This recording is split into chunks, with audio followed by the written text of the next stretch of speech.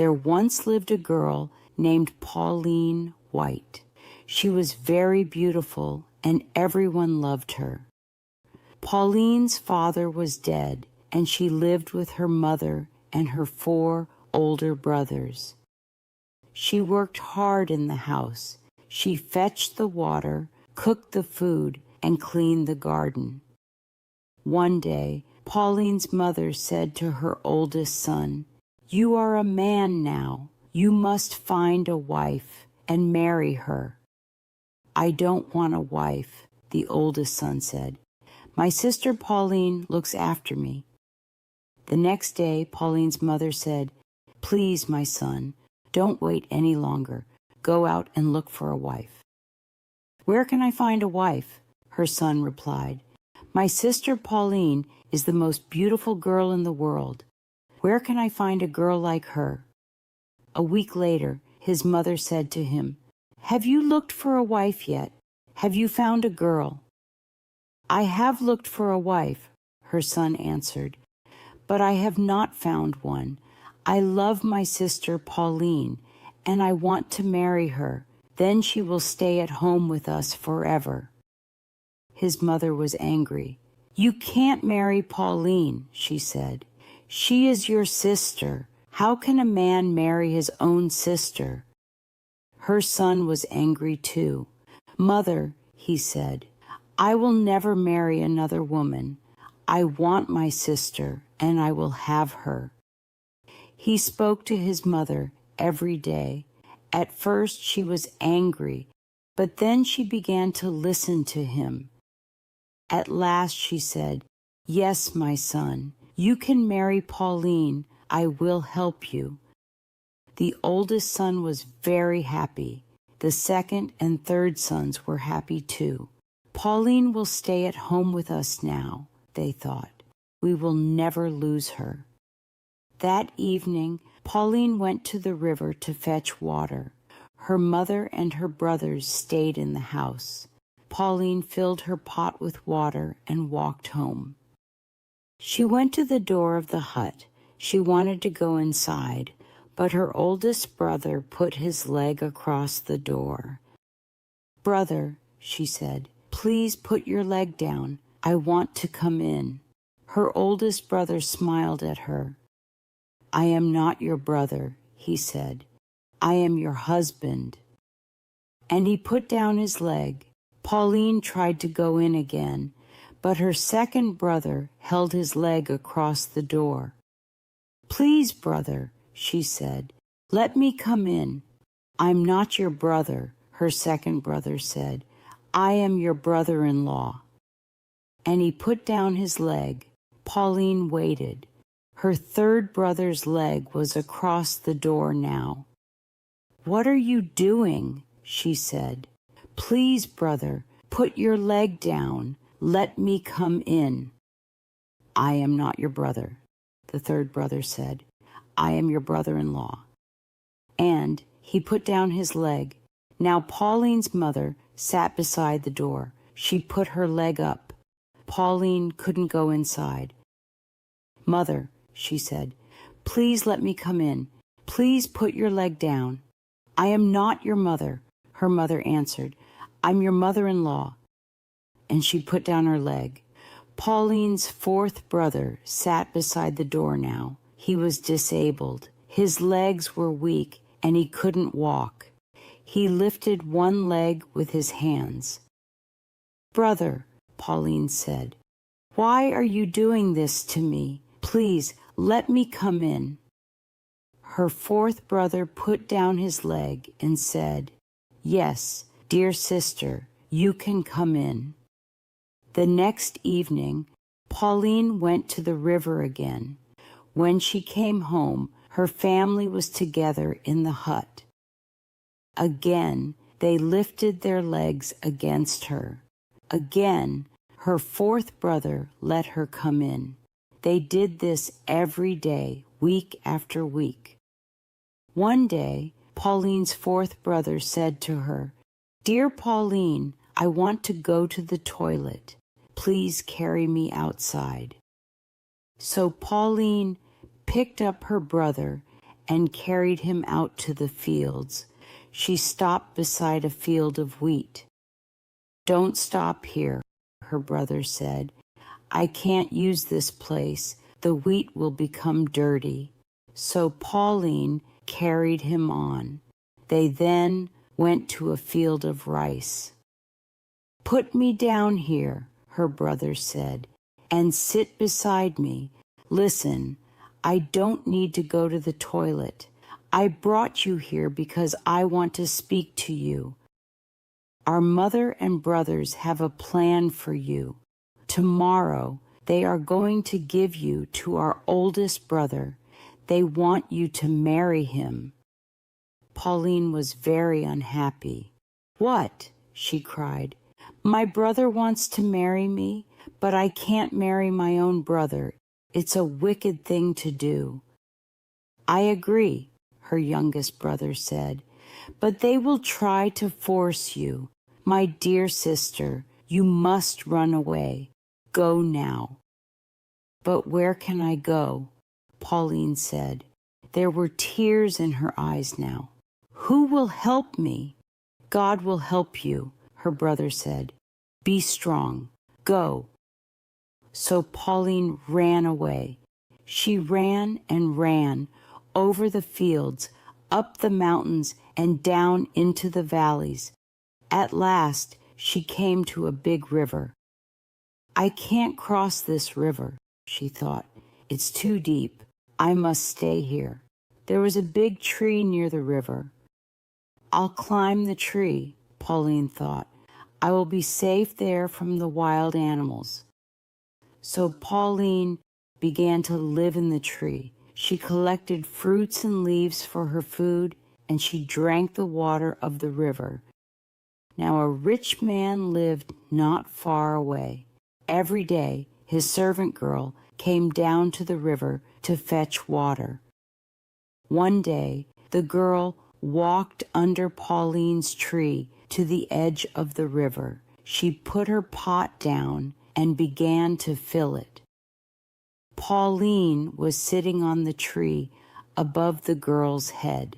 When the girl filled her pot, she looked down at the water and saw Pauline's face. "That's my face," the girl thought. "Oh, how beautiful I am." She looked at the face in the water again and again. "That is not the face of a servant girl," she thought. "It's the face of a princess. I'm not going to be a servant anymore. I'm going to find a rich man to marry me." She dropped her pot on the ground, and it broke. "It doesn't matter," the girl said. "It was just an old water pot. I don't need it now. I'm beautiful. I'm going to be a princess." She ran back to the rich man's house, but before she reached it, she began to think. "I broke my master's pot," she thought, "and he is waiting for his bath. He will be angry with me. I must take another pot and go to the river again." So the servant girl got another pot and went back to the river, but again she saw Pauline's face in the water. "It's true," she said. "I am the most beautiful girl in the world." She dropped the second pot, and it broke too. Then Pauline spat on the girl from the tree. The girl looked up and saw her. "Oh," she said, "I am not beautiful at all. The face in the water was not mine. It belongs to the girl in the tree. I will tell my master. I broke 2 of his pots, but when he sees this girl, he will not be angry with me." So the servant girl ran home to her master. "Master," she said, "I saw a girl in a tree by the river today. She is very beautiful. She is the most beautiful girl in the world. I was so surprised that I broke your water pots." "Don't worry about the water pots," the rich man said. "Where is this girl? I want to see her." "Come to the river with me," the girl said. "I will show you." So the rich man followed the girl to the river. He stood under the tree and looked up. He saw Pauline. "My servant was right," he thought. "This is the most beautiful girl in the world, and I want to marry her."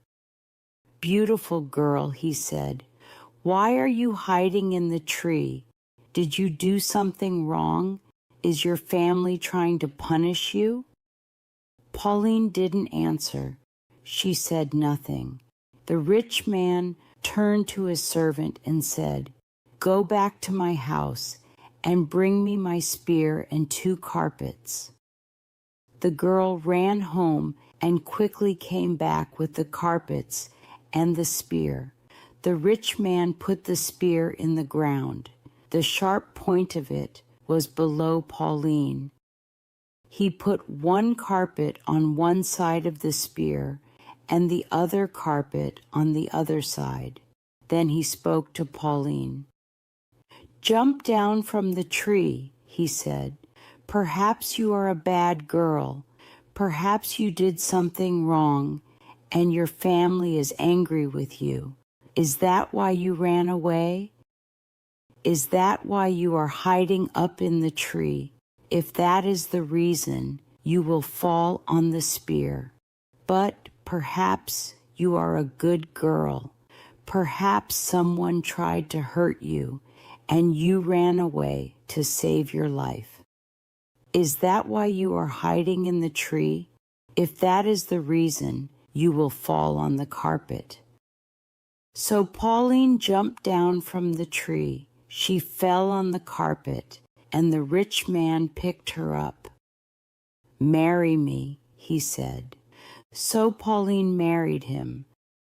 Now a new life began for Pauline. She was the wife of a rich man. She lived in a big house and had many servants. She forgot about her mother and her brothers. She was happy. But Pauline's 4th brother did not forget his sister. He left his mother's house and began to travel everywhere looking for Pauline. It was very hard for Pauline's brother. He could not use his legs, only his arms. He needed other people to help him. One day, he came to the rich man's house and sat outside under a tree. Pauline's servants saw him and ran to Pauline. "There is a man outside your house, under the tree," they said. "His face looks like yours. His eyes, nose, mouth, and hair are all like yours. Is he a relative? Is he from your family?" "I have no relatives," Pauline said. "I have only one brother, and he is disabled. Go and look at the man again. If he is disabled and cannot walk, come and tell me." The servants rushed to the tree again. Soon they came back to Pauline. "He looks like you," they all said. "His hair, his eyes, his teeth." "But is he disabled?" Pauline asked. "Can he walk?" Her servants looked at each other. "We don't know," they said at last. "He was sitting on the ground. We didn't see his legs." "I will see him myself," Pauline said. Her servants laid carpets on the ground for her, and Pauline walked outside.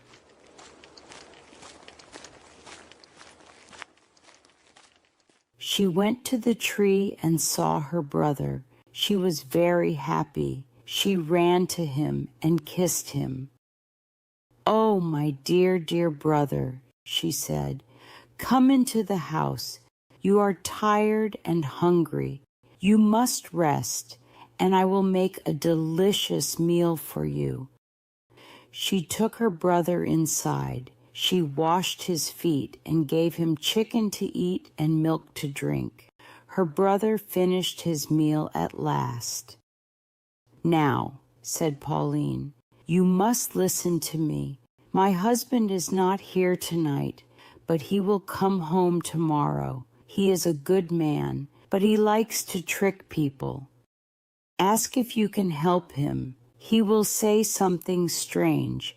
Perhaps he will say, 'Kill my cow.' Don't do it. Take care of the cow for him.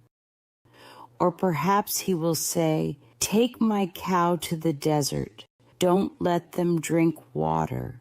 Then you must take them to the river and let them eat and drink.'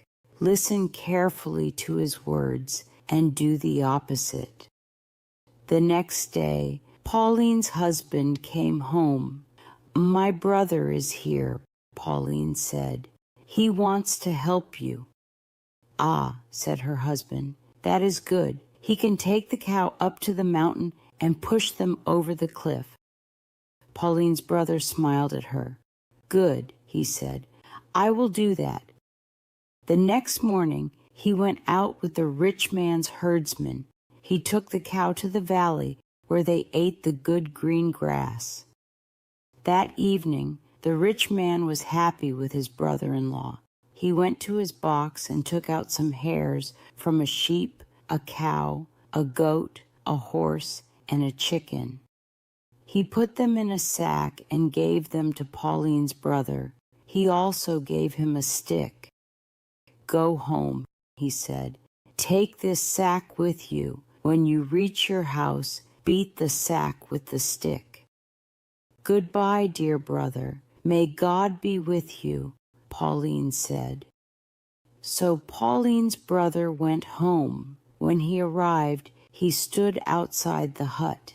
He took out the sack and beat it with the stick. At once, hundreds of sheep, goats, cows, chickens, and horses ran out of it. He looked at them and laughed. He was very happy. "I am a rich man now," he thought. "Thank you, dear brother-in-law." His brothers heard the noise of all the animals and came out of their hut. "What happened to you?" they asked the fourth brother. "Where did you go? And where did you get all these animals?" "I went to find our sister," the fourth brother said. "She has married a rich man. He gave all these animals to me." The oldest brother was not happy. "My youngest brother is rich, and I am poor," he thought. "I will go to my brother-in-law. He will give me sheep, chickens, goats, cows, and horses, and I will be rich too." So the eldest brother went off to find Pauline. At last, he came to her house and sat down under the tree. He called to her servants. "Find your mistress," he said to them. "Say to her, 'Your brother is here.'" The servants went to Pauline. "Another of your brothers is here," they said to her. "He is sitting outside the house under a tree." "Another brother?" Pauline said angrily. "I don't have another brother. I only have one." But she went out to the tree. Her oldest brother jumped up. "Dear Pauline," he cried, "my lovely sister." Pauline did not smile at him. She didn't kiss her brother. She didn't talk to him. That night, Pauline's husband came home. Pauline's brother was very polite to him. "Please," he said, "let me help you. Let me take your cattle out tomorrow." "Very well," said his brother-in-law. "Take them to the desert and kill them all." Pauline's brother was surprised. He looked at Pauline, but she didn't look at him. She didn't speak to him. The next day, Pauline's brother took his brother-in-law's cows to the desert and killed them all. That evening, he said to his brother-in-law, "I obeyed you, brother. I took your cows to the desert, and they are all dead. Where is my reward?" His brother-in-law went to his box. He took out some hairs from a lion, a leopard, an elephant, and a buffalo. He put them in a sack and gave them to Pauline's brother. He gave him a stick, too. "Go home," he said. "Take this sack with you. When you reach your house, beat it with the stick." "Thank you," said Pauline's brother. He was happy. "I will be a rich man soon," he thought. He hurried home. When he arrived, he stood outside the hut, took out the sack, and beat it with the stick. At once, hundreds of lions, leopards, elephants, and buffaloes ran out of the sack. They turned on Pauline's brother and ate him. Then they ran away. Pauline and her husband lived happily for many years and had many fine children. Pauline's fourth brother was rich and happy too for the rest of his long life.